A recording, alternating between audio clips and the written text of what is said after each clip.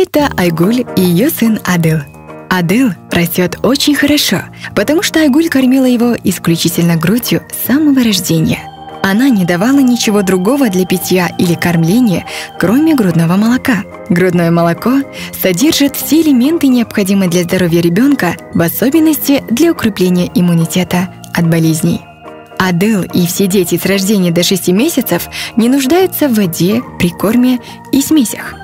Это муж Айгуль, Кайрат. Кайрат поддерживала Айгуль в кормлении сына исключительно грудью. Таким отцом можно гордиться. Теперь Адылу уже 6 месяцев.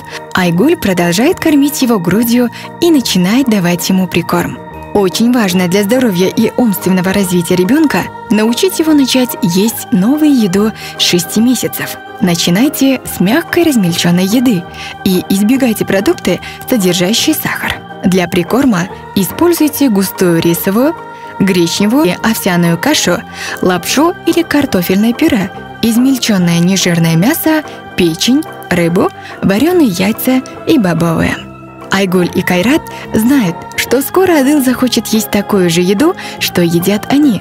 Перед тем, как давать ему еду, они проследят, чтобы еда была мягкой и измельченной.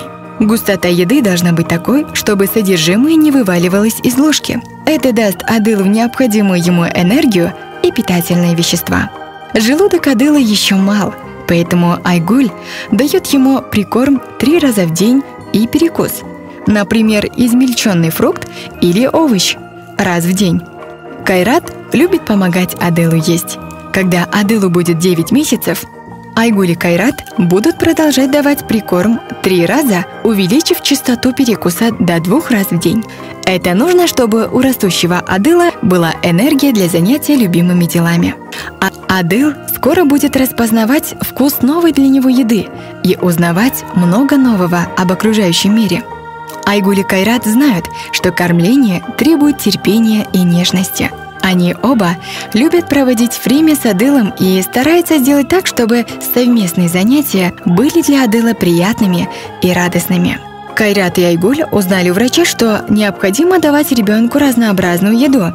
Измельченное мясо, яйца, рыбу, фрукты, зелень и овощи. Это обеспечит наличие в рационе всех необходимых питательных веществ и витаминов, таких витаминов как А и С, железо и цинк.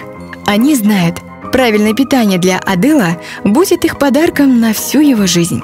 Правильное питание очень важно для роста детей, физического и умственного развития, быстрой обучаемости, активности и защиты от болезней. Разве Адыл не самый счастливый, потому что мама и папа так хорошо заботятся о нем? Вы тоже можете сделать своему ребенку самый лучший подарок, а именно сделать его питание правильным. Проконсультируйтесь с медицинским работником о правильном питании для вашего ребенка. Здоровое поколение – наша общая задача.